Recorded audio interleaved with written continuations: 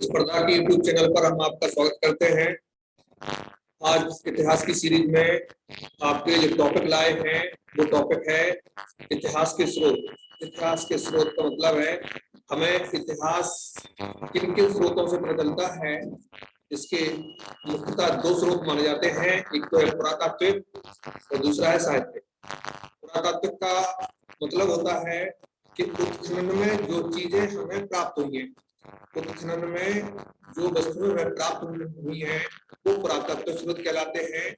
इनमें सिक्के, अभिलेख, वन इमारतें और दैनिक उपयोग का सामान, यह सब चीजें आती हैं पुरातत्व स्रोतों में। साहित्य स्रोतों में आते हैं धार्मिक जो किताबें हैं, साहित्य है, जैसे हिंदू धर्म की किताबें, बौद्ध धर्म की किताबें, जैन धर्म की किताबें, जितनी भी धार्मिक पुस्तकें हैं वो सब धार्मिक साहित्य में आती हैं। दूसरी तरह का आता है साहित्य स्रोतों में, वो होता है धर्मनिरपेक्ष साहित्य, यानी कि वो साहित्य जिसका धर्म से कुछ मतलब नहीं है, उनका कानून से मतलब है, उनका इतिहास से मतलब है, ऐसी चीजों को रखा गया धर्मनिरपेक्ष साहित्य।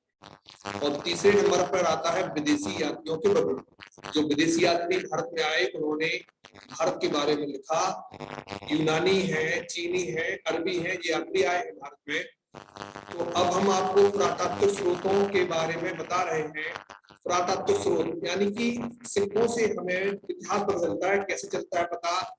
सिक्के अगर सोने के बने हुए हैं तो राजा की अर्थव्यवस्था बहुत अच्छी थी, राजा समृद्ध था, जनता समृद्ध थी। सिक्कों में अगर मिलावट होने लगी तो जनता का जो स्तर था वो गिर रहा था, आर्थिक स्थिति डामाडोल हो रही थी। अभिलेख, राजा जो भी शासक जो भी कार्य करता था उनको अभिलेख लिखवाता था। वो मंदिरों पर मिले अभिलेख, शिलाओं पर शिलालेख मिले हैं, स्तंभ लेख मिले हैं, ऐसी चीजें अभिलेख कहलाई। इनमें परिवर्तन संभव नहीं होता। फिर भवन और इमारतों से भी क्या पता चलता है कि भवन और इमारतें किस तरह की हैं। भवन इमारत जो है, भवन अच्छे बने हुए हैं तो इस राज्य की स्थिति बहुत अच्छी थी, इमारतें बहुत अच्छी बनी हैं तो जनता कलात्मक थी, राज्य स्थिति बहुत अच्छी थी।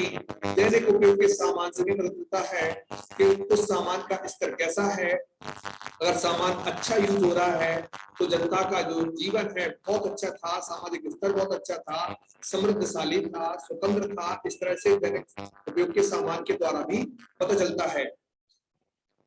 इतिहास के स्रोतों में अगला जो मेन इंपॉर्टेंट पॉइंट यहाँ पे शुरू हो रहा है वो है भारत में आने वाले विदेशी यात्री। जो भारत में विदेशी यात्री आए उन्होंने भारत के बारे में क्या लिखा, इससे भी भारत का इतिहास पता चलता है। उन्होंने यहाँ पर रहे, उन्होंने यहाँ देखा, जो भी देखा उनके बारे में क्या समझा। कभी कभी देखते कुछ और हैं और समझते कुछ और हैं, लिख कुछ और देते, इस तरह से कुछ हुआ है। पहला यात्री जो था वो मेगस्थनी था। मेगस्थनी जो यूनानी शासक था जिसका नाम था सेल्यूकस निकेटर, उसका दूत बनकर भारत में आया था। उस समय भारतीय शासक जो थे वो चंद्रगुप्त मौर्य थे। चंद्रगुप्त मौर्य जो थे मौर्य वंश के संस्थापक थे और इनके गुरु का नाम था चाणक्य। इन्होंने मेगस्थनी ने पुस्तक लिखी, इस पुस्तक का नाम था इंडिका। और मेगस्थनी भारत में जो रहा है वो रहा है 304 बीसी से 298 बीसी इंडिया में रहा। उसने जो भारत के विवरण है अपनी पुस्तक इंडिका में लिखा है, उसने जो भारतीय विवरण दिया है, पहली बात उसने जो लिखी है वो है भारत में दास प्रथा नहीं। उसने लिखा है भारत में दास प्रथा नहीं है। भारत में दास प्रथा थी, क्योंकि भारत में दास प्रथा थी इसका उल्लेख मिलता है कौटिल्य के अर्थशास्त्र में। उन्होंने 9 प्रकार के दास बताए हैं। कितने प्रकार के दास बताए? 9 प्रकार। लेकिन भारत में दास प्रथा नहीं है। यहाँ पर मेगस्थनी थोड़ा आश्चर्यचकित हुआ है। उसका कारण ये है कि मेगस्थनी ने देखा कि भारत में जितने भी लोग हैं उनमें व्यवहार में कोई अंतर नहीं है। व्यवहार में इसमें अंतर नहीं है, व्यवहार में। क्योंकि जो यूनान में जो दास होते थे उनके साथ बहुत बुरा बर्ताव होता था, उनके लिए सजाएं बहुत कड़ी थी, वो उनसे मुक्त नहीं हो सकते थे। जबकि भारत में दासों के साथ घर के सदस्यों जैसा व्यवहार होता था, उनके साथ खराब व्यवहार नहीं होता था। यहाँ पर मेगस्थनी समझ नहीं पाया कि ये लोग दास हैं या घर के ही सदस्य हैं। यहाँ पर एक दिक्कत हुई है कि बोस ने बताया भारत में दास प्रथा नहीं है, लेकिन उसी के समकालीन जो कौटिल्य थे उन्होंने अपनी अर्थशास्त्र में दासों के 9 प्रकार भी बताए हैं। जो उसका जो लेख है, जो उसकी बात लिखी है, वो वास्तविक नहीं है। अगली जो बात उसने लिखी कि भारत में अकाल नहीं पड़ते, उसने क्या बात लिखी है कि भारत में अकाल नहीं पड़ते, जबकि भारत में जब चंद्रगुप्त मौर्य थे उस समय मगध में 12 वर्ष लंबा अकाल पड़ा था। इसके कारण ही चंद्रगुप्त मौर्य ने अपने गुरु भद्रबाहु बना लिए थे और वो दक्षिण भारत में संन्यास लेकर जैन धर्म ग्रहण कर लिया था। 12 वर्ष का लंबा अकाल पड़ा था। और चंद्रगुप्त मौर्य के जो दो अभिलेख हैं, एक है सहगौरा अभिलेख जो कि गोरखपुर में है, दूसरा है महास्थान अभिलेख जो कि बंगाल में है। इसमें ये बात बताई गई है कि राजा अकाल के समय जनता की भलाई के लिए कार्य किया करता था। जनता की भलाई के लिए उसने बड़े बड़े गोदाम बनाए हुए थे जिसमें अनाज रखा जाता था। अकाल के समय वो अनाज जनता में बांटा जाता था। इस बात का उल्लेख है सहगौरा अभिलेख में और महास्थान अभिलेख में। तो यहाँ पर जो मेगस्थनीज है यहाँ भी पूरा वो डिसमिस हुआ है। अगला जो बात वो लिखता है कि भारत में डायोनिसस की पूजा होती है, भारत में हेराक्लीस की पूजा होती है। डायोनिसस जो है इनका भारत में जो दया निधान शिव यानी कि भगवान शंकर दया निधान शिव के माना गया है और हेराक्लीस माना गया कृष्ण भगवान को। इनको माना गया हरे कृष्ण की पूजा होती है। और मथुरा का नाम उसने मैथुरा बोला है। अब अगला जो पॉइंट वो बताता है कि भारत में सोना निकालने वाली चीटियां होती हैं। ये बात उसने बताई कि भारत में सोना निकालने वाली चीटियां हैं जो कि जमीन में घुस जाती हैं और वहां से सोना ले आती हैं। ये बात भी उसकी कल्पना की है। अगली बात उसने लिखी है कि राजा की रक्षा के लिए महिलाएं अंगरक्षक होती थी।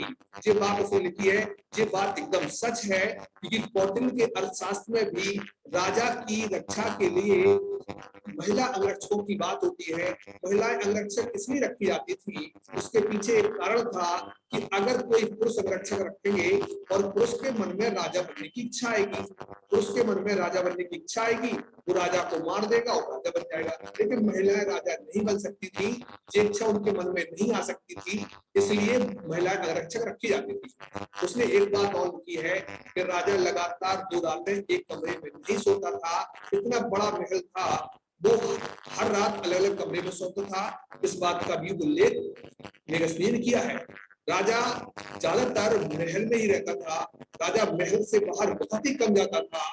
वो सिर्फ 4 स्थितियों में महल से बाहर जाता था, जब कभी न्याय की बात हो, यज्ञ की बात हो, शिकार की बात हो या युद्ध की बात हो। 4 परिस्थितियों में ही महल से बाहर निकलता था। राजा महल से बाहर इसलिए कम निकलता था क्योंकि उसके राज्य में भी दुश्मन होते थे और राज्य के बाहर भी दुश्मन होते थे जो उसको मारने के लिए तत्पर रहते थे।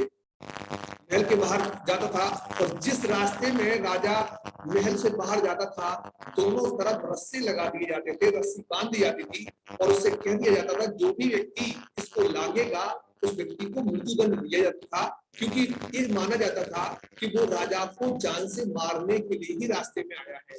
इस तरह से जो व्यवस्था थी प्राचीन काल में, जो रस्सी को लागने वाले व्यक्ति को क्या दिया जाता था, मृत्युदंड दिया जाता था, क्योंकि ये माना जाता था वो राजा को मारने का प्रयास जरूर करेगा। राजा थोड़ी यात्रा के लिए घोड़े की सवारी करते थे। किसकी सवारी करते थे? घोड़े की सवारी करते थे। और ज्यादा यात्रा के लिए हाथी की सवारी करते थे। ये बात ध्यान रखें, जब राजा नगर भ्रमण के लिए जाता था तो घोड़े पर जाता था, जब भी नगर से बाहर जाता था तो वो किससे जाता था? हाथी से जाता था। हाथी पर बैठकर चला जाता था।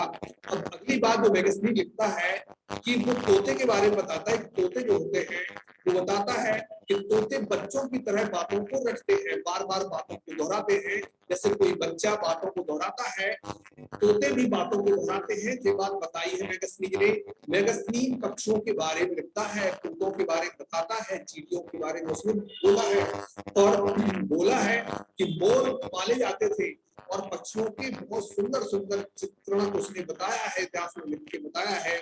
उसने अगली बात जो बताई है कि यहाँ पर भारत में जो सबसे बड़ा नगर है वो पोलीब्रोथा है। यहाँ पर एक शब्द समझे, उसने बताया है पोलीब्रोथा। क्या बताया? पोलीब्रोथा बताया है। पोलीब्रोथा जो है वो पाटलिपुत्र ही है। क्या है? पाटलिपुत्र। पाटलिपुत्र का वर्णन उसने पोलीब्रोथा के रूप में किया हुआ है। उसने बताया अधिकांश मकान लकड़ी के बने हैं। उस समय अधिकांश मकान किसके बने होते थे? लकड़ी के बने होते थे। उसने बताया कि भारत के लोग बहुत ही ईमानदार हैं, झगड़े नहीं करते हैं, चोरी नहीं होती है। अगला जो पॉइंट है वो है मौर्य काल में बहुविवाह का प्रचलन था। बहुविवाह का मतलब है व्यक्ति एक से अधिक शादियां कर लेता था, एक से अधिक पत्नी प्रथा थी। उस समय ज्यादातर लोग बहुविवाह कर लेते थे। अगला है शिक्षा की व्यवस्था ब्राह्मण करते थे। उसने बताई है बात कि शिक्षा की व्यवस्था कौन लोग करते थे? ब्राह्मण लोग करते थे। उसने दो अधिकारियों का बहुत वर्णन किया है, दो अधिकारियों का उसने उल्लेख किया है अपनी इंडिका में। पहला लिखा है एरिस्टोनोमोई, दूसरा लिखा है एग्रोनोमोई। दो अधिकारियों का वर्णन किया गया है। जो एरिस्टोनोमोई जो अधिकारी थे वो नगर प्रशासनिक अधिकारी थे। क्या अधिकारी थे? नगर प्रशासनिक अधिकारी थे। व्यापार को देखते थे, उद्योग को देखते थे, विदेशी यात्री जो आते थे, विदेशी लोग आते थे, उन पर नजर रखते थे और कर वसूली करते थे। क्या करते थे? कर वसूली करते थे। एरिस्टोनोमोई बहुत बड़े अधिकारी थे, जे हमेशा नगर में भ्रमण करते रहते थे और कोई काम ऐसा तो नहीं हो रहा जो दिक्कत हो रही हो किसी को। अगला जो अधिकारी का वर्णन वो करता है वो अधिकारी था एग्रोनोमोई। एग्रोनोमोई क्या थे? कृषि अधिकारी थे, सड़क निर्माण अधिकारी थे। सड़क का निर्माण किस तरीके से होता है ये देखा करते थे। अगली बात बताता है वो कि भारतीय समाज 7 वर्गों में विभाजित है। कितने वर्गों में विभाजित है? 7 वर्गों में विभाजित है। ये बात बताता है। 7 उसने जो बंटवारा किया है वो कार्य के आधार पर किया है। किसके आधार पर किया? कार्य के आधार पर कि जो लोग काम करते दिखाई दिए उसने उन्हीं को वर्गों में बांट दिया। पहला जो वर्ग बताता है वो दार्शनिक वर्ग। कौन सा वर्ग बताता है? दार्शनिक वर्ग। दार्शनिक का मतलब है ब्राह्मण वर्ग बताता है। जो धर्म के काम करते हैं, राजा के लिए भविष्यवाणी करते हैं, राजा के लिए यज्ञ करते हैं, ऐसी बात बताता है वो बताता है दार्शनिक 2 प्रकार के थे। एक थे ब्रोकामेन यानी कि ग्रस्त सन्यासी, दूसरे थे सारामेन जो कि पूर्ण सन्यासी जो जंगलों में रहते थे। 2 तरह के सन्यासियों का वर्णन उसने किया है। जो वर्ग बताता है वो कृषक वर्ग बताता है। इनकी संख्या सर्वाधिक थी, सबसे ज्यादा किसान होते थे। किसान क्या करते थे? उस समय सबसे ज्यादा किसानी होती थी। और इनकी और एक बात और है जो उसमें विशेष बात बताई कि जब 2 राजा युद्ध करते थे, सैनिक लड़ते रहते थे और उनके आसपास ही किसान खेती करते रहते थे, किसान को नुकसान कोई नहीं पहुंचाता था। भारत की जो विशेष बात उसने देखी, यूनान में जब भी युद्ध होते थे, लड़ाई होती थी तो किसानों को पीटा जाता था, उनको भी मार दिया जाता था, उनकी फसल में आग लगा दी जाती थी। लेकिन भारत में उसने देखा कि एक तरफ युद्ध हो रहा है, दूसरी तरफ किसान आराम से फसल कर रहा है। और अर्थशास्त्र में भी कौटिल्य ने बताया कि युद्ध के दौरान किसान को कोई हानि नहीं पहुंचाई जाएगी, उसकी फसल को कोई हानि नहीं पहुंचाई जाएगी, उसके पशुओं को कोई हानि नहीं पहुंचाई जाएगी। इस तरह से अर्थशास्त्र में भी ये बात लिखी गई है। तो उसकी इस बात की पुष्टि होती है कि किसानों के लिए किसानों की संख्या सर्वाधिक थी। आज भी किसान ज्यादा है, युद्ध का प्रभाव उस पर नहीं पड़ता है, किसानों के ऊपर ये बात बताई थी मेगस्नी ने। अगला वर्ग आता है पशुपालक वर्ग, आखेटक वर्ग यानी चरवाहा वर्ग या गढ़िया जाति का उन्होंने उल्लेख किया है यहाँ पे। और ये लोग परस्पर घूम घूम कर अपना जीवन यापन करते थे। पशुओं को चराने के लिए उन्हें एक स्थान से दूसरे स्थान जाना पड़ता था, यह भी करते थे वो। और साथ साथ में शिकारी भी उनके साथ रहते थे। शिकारी जैसे जंगली जानवर आ गए, उनका शिकार करना है, जंगली जानवरों का शिकार करना है, जो शिकारी और पशुपालक साथ साथ रहते थे। अगला जो वर्ग है वो है व्यापारी वर्ग। व्यापारी वर्ग का उल्लेख उन्होंने शिल्पकार के रूप में किया है। शिल्पकार यानी कि जो नगर में रहते थे, जो कारीगर होते थे, वो शिल्पकार कहा है। इसमें नगर के जो मजदूर होते थे वो शामिल थे, कारीगर शामिल थे और व्यापारी शामिल थे। अगले जो वर्ग का उल्लेख वो करते हैं वो था योद्धा वर्ग या सैनिक वर्ग। यह सैनिक जो होते थे वो राजा से निश्चित वेतन पाते थे। इस बात का उल्लेख कौटिल्य के अर्थशास्त्र में भी है कि सैनिकों को राजा की ओर से वेतन दिया जाता था और उनसे युद्ध के समय से कार्य लिया जाता था। अगला जो वर्ग बताया वो था निरीक्षक वर्ग, गुप्तचर वर्ग जो उन्होंने बताया है। तो 7वां जो वर्ग बताया है मंत्री, परामर्शदाता या पार्षद। सबसे छोटी संख्या इन्हीं की थी। राजा इनसे पूछकर कार्य करता था, कोई भी प्रशासनिक कार्य करता था। जब अफगानिस्तान की ओर से पाटलिपुत्र की ओर मेगस्नी आया तो उसने शाही सड़क रखी। शाही सड़क का नाम था उसका, यानी कि राजा की सड़क जो राज सड़क थी, राजमार्ग बोला गया, इसको रॉयल रोड बोला गया। बट बाद में उसी रोड का नाम जीटी रोड रखा गया, जो ग्रैंड ट्रंक रोड, जो कि शेरशाह का नाम आता है इसके लिए। पहले इसका नाम था राजमार्ग। अगला है पाटलिपुत्र की लंबाई उसने बताई है पाटलिपुत्र की लंबाई थी 16 किलोमीटर और इसकी चौड़ाई जो थी वो थी 3 किलोमीटर और पूरा शहर एक खाई से घिरा हुआ है। खाई की जो चौड़ाई थी वो 900 फीट थी और जो गहराई थी वो 45 फीट है। इतनी गहरी खाई से वो नगर घिरा हुआ था। पाटलिपुत्र की सुरक्षा के लिए बहुत चारों तरफ दीवार बनी हुई थी और इसमें 64 द्वार थे। इतनी अच्छी व्यवस्था थी, चारों तरफ इसकी बहुत बड़ी दीवार थी, नीचे गहरी खाई थी, इसमें मगरमच्छ भी छोड़ दिए जाते थे ताकि अगर कोई व्यक्ति उसको रात में पार करे तो मगरमच्छ उसको नहर पार करने दे। और इसमें जो मतलब टावर थे, क्या थे? टावर थे इस दीवार में और 64 द्वार थे। द्वार के मतलब चारों तरफ 64 मार्ग जाते थे जिससे व्यक्ति नगर से बाहर चला जाता था और बाहर का व्यक्ति यहाँ पर अंदर आ जाता था। मेगास्थनीज ने इंडिका को ग्रीक भाषा में लिखा था।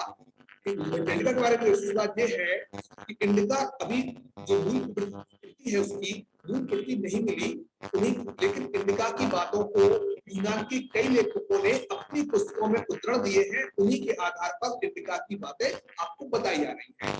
एरियन जो था वो इतिहासकार था यूनान का। स्ट्रैबो, प्लिनी, जस्टिन, प्लूटार्क, डायोडोरस ने जो मेगास्थनीज इंडिका उसके उद्धरण लिए तो भारत के बारे में उन्होंने अपनी बातें लिखी, लेकिन उन्होंने बेस बनाया मेगास्थनीज की इंडिका।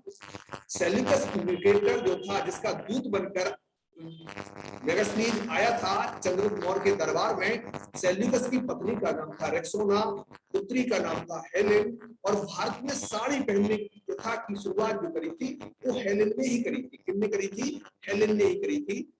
भारत में साड़ी पहनने की प्रथा की शुरुआत करी थी हेलेन ने। और भारत का आकार जो है वो समचतुर्भुजाकार है। ये बात बताई थी मेगास्थनीज ने कि जो भारत का आकार है वो समचतुर्भुजाकार है। यहाँ पर 58 नदियां बहती हैं, ये बात बताई थी। और उन्होंने बताया था गंगा सबसे पवित्र नदी है। सब जिन नदियों में 58 नदियां जो हैं, गंगा सबसे पवित्र नदी है। वो सिलाल नदी का भी उल्लेख करता है। सिलाल नदी फारस में, लेकिन इसका भारत में उल्लेख नहीं है, लेकिन उसने जो नदी देखी उसका उल्लेख किया है। उसने पोलीब्रोथा यानी पाटलिपुत्र का नाम पोलीब्रोथा के नाम से यहाँ पर कहा है। नगर का नाम पोलीब्रोथा बताया कि भारत का सबसे बड़ा नगर है। इसकी लंबाई जो है 80 स्टेडिया लंबाई है। इसकी 80 स्टेडिया लंबाई है, यानी कि वो स्टेडिया जो होता है यूनान में दूरी मापक यंत्र होता है, दूरी मापक इकाई होती है, स्टेडिया बोली गई है। यानी कि 5 स्टेडिया के बराबर 1 किलोमीटर होता है। यानी कि इसकी लंबाई जो थी 16 किलोमीटर और चौड़ाई जो थी वो 3 किलोमीटर। ये बताया है उसने कि पाटलिपुत्र की लंबाई जो है वो 80 स्टेडिया है और चौड़ाई जो है 15 स्टेडिया है जो बताई है। तो 5 स्टेडिया के बराबर 1 किलोमीटर जो कि दूरी का मात्रक है स्टेडिया यहाँ पे पाटलिपुत्र में उसने जो बताई है। इसके बाद आगे की जो बात बताता है कि पाटलिपुत्र के बारे में कि यहाँ पर फल और अनाज का उत्पादन होता है। यानी भारत के बारे में बताता है फल और अनाज का उत्पादन होता है। वो बताता है वर्ष में 2 बार होता है। यहाँ पर एक बात ध्यान रखें, ये बताता है कि यहाँ पर फल और अनाज का उत्पादन वर्ष में 2 बार होता है। कपास का उत्पादन देख के वो बहुत प्रसन्न होता है। कपास का उत्पादन भारत में बहुत होता है। कपास के लिए यूनान में शब्द आता है सिंगल। सिंगल का मतलब सिंध का, सिंध का मतलब भारत का। कपास आ जाए कि भारत पूरी दुनिया में भारत ही वो है जो कपास देता था, इसलिए सिंगल शब्द आया है। उसने गन्ने का उपयोग यहाँ पर देखा। गन्ने का उपयोग यहाँ पर गुड़ बनाने के लिए होता है। ये बात बताई थी उसने। यूनान में गुड़ बनाया जाता था शहद के द्वारा। मिठाई के लिए शहद का यूज करते थे। ऋग्वेद में भी शहद का उल्लेख है, लेकिन यहाँ पर बताता है कि भारत में गन्ने का उपयोग गुड़ उत्पादन में किया जाता है। गन्ने की बात बताता है गुड़ उत्पादन के लिए। वो एक शब्द और बताता है कि मथुरा के लोग, मथुरा को शब्द आया मैथुरा, मैथुरा के लोग हेराक्लीस, हेराक्लीस का मतलब हरे कृष्ण की पूजा करते हैं और डायोनिसस की पूजा करते हैं। डायोनिसस का मतलब एक बात और बताता है वो बताता है भारत के लोग इतिहास नहीं लिखते। ये बात उसने लिखी है कि भारत के लोग इतिहास नहीं लिखते हैं, लेकिन सिकंदर के समय उसके सिकंदर के साथ एक इतिहासकार आया था जिसका नाम था न्यारका, जो कि एक सैनिक अधिकारी था। उसने बात बताई कि भारत के लोग कपड़े पर लिखते हैं। विरोधाभासी बात वो लिख के गया है। अगली बात बताता है भारत में सूदखोरी की प्रथा नहीं। सूदखोरी का मतलब ब्याज पर पैसा लेने की प्रथा नहीं है, लेकिन इस बात का उल्लेख अर्थात इसका विरोधाभास निर्णय करता है। अर्थात बताता है कि समुद्री व्यापार के लिए जो दर थी वो 15% तक थी। यानी सबसे ज्यादा समुद्री व्यापार पर जो पैसा लिया जाता था उसके लिए सबसे ज्यादा जो दर थी वो 15% थी। अगली बात वो लिखता है कि भारत में कोई लिखित कानून नहीं था। ये बात उसकी सही है कि भारत में लिखित कानून नहीं था, क्योंकि भारत में जो मुख्य जो निर्णय करता था वो था तो राजा। राजा मुख्य निर्णय करता था, जो भी निर्णय करता था राजा करता था। राजा किसकी सलाह से कार्य करता था? राजा पुरोहित की सहायता से निर्णय करता था, मंत्री परिषद की हिसाब से कार्य करता था, उनसे पूछता था, लेकिन निर्णय देने का अधिकार सिर्फ राजा को था, कोई लिखित कानून नहीं था। ये बात उसने सही कही है। मेगस्नी जी ने अपनी पुस्तक में बताया है कि कांची में एक पांड राज्य का उल्लेख है। इसमें समाज जो है मार्ग सत्तात्मक समाज है, बहुत ध्यान रखें। कांची दक्षिण भारत में है। दक्षिण भारत में अधिकांशतः समाज मार्ग सत्तात्मक थे। सातवाहन काल में भी समाज जो था मार्ग सत्तात्मक था। और उन्होंने बताया कि हाँ, पांड्या नामक एक महिला राज्य करती है, और उसमें जो महिला है वो हेराक्लीस से संबंधित है। किससे संबंधित है? हेराक्लीस से संबंधित है। पांड्या पर राज्य करती है। पांड राज्य में 354 गांव है, इस बात का भी उनका उल्लेख किया है। तो ये बात कई बार पूछी गई कंपटीशन में कि मेगस्नी जी ने किस राज्य के लिए मोतियों के लिए प्रसिद्ध बताया है। वो राज्य था पांड राज्य। कौन सा राज्य था? पांड राज्य। अब आप वीडियो को लाइक करते रहें, शेयर करते रहें, सब्सक्राइब करते रहें, और हम लोगों को कमेंट करके क्या सुधार करें जो बताते रहें। आपको और कौन सी वीडियो चाहिए आप बताते रहें, हम लोग आपका सहयोग करते हैं। और अगली बात जो बताता है मेगस्नी, वो बताता है गेहूं और जौ तो प्रमुख खाद्यान्न फसलें हैं। ये बात बताई थी किसने? कौन सी फसलें हैं? गेहूं और जौ जो प्रमुख खाद्यान्न फसलें हैं जो बताई थी, वो आज भी भारत की जो प्रमुख खाद्यान्न फसलें हैं वो गेहूं और जौ ही है।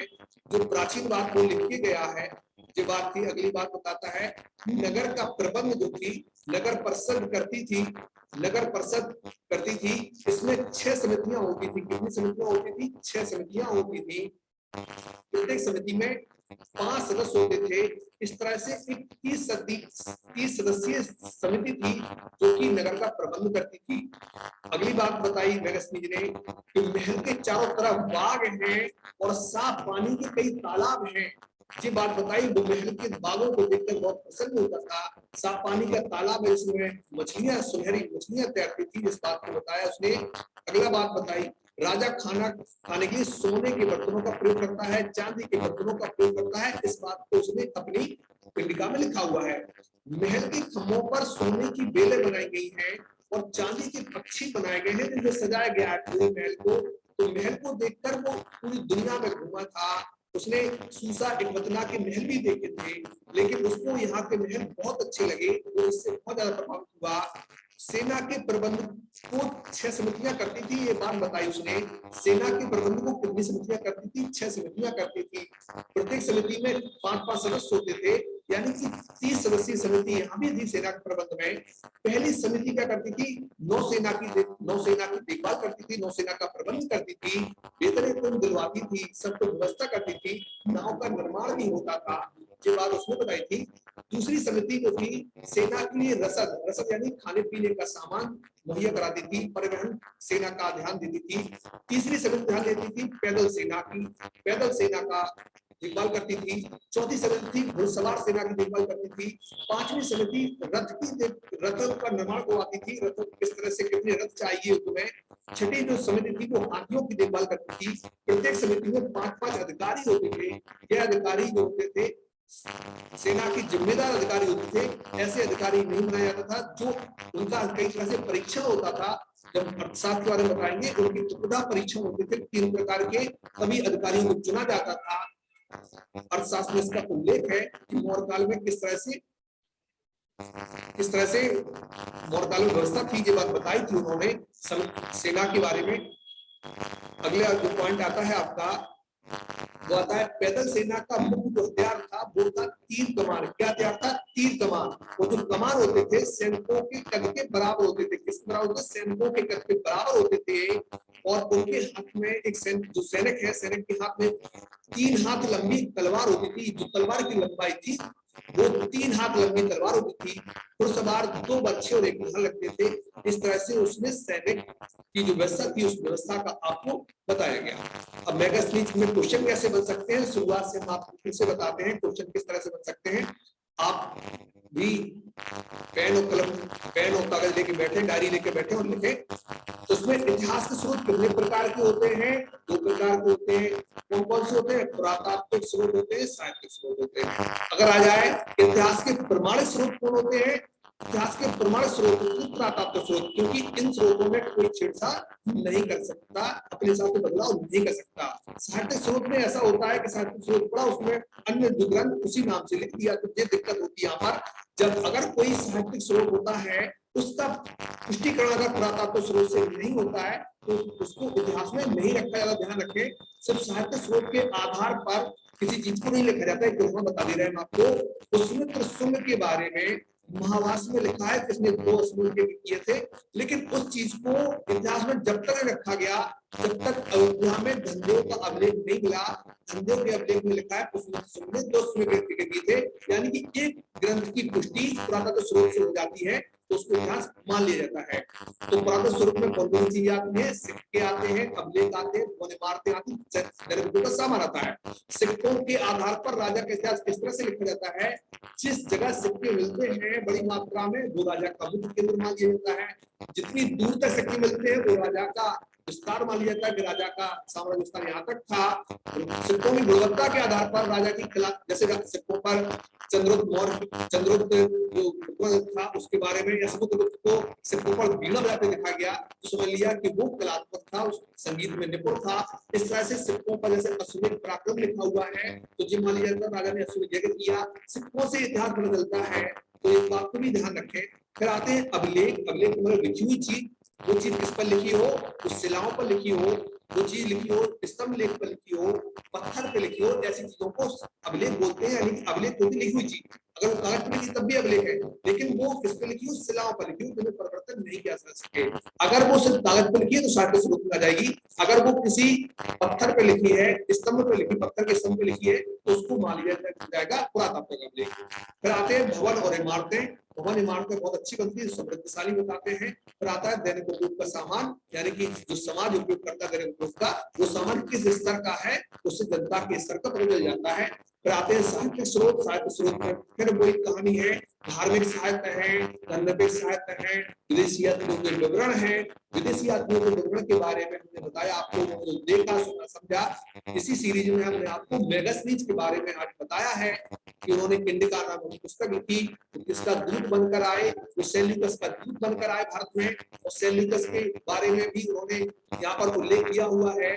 सेल्यूकस के बारे में बताया गया है, चंद्रगुप्त मौर्य के बारे में बताया गया है, उस समय के समाज के बारे में बताया गया है, यहाँ पर भिक्षुओं के बारे में बताया गया है, यहाँ की सैनिक व्यवस्था के बारे में बताया गया है। इस तरह से उस मेगास्थनीज का जो विवरण होता है वो इतिहास में महत्वपूर्ण भूमिका अदा करता है।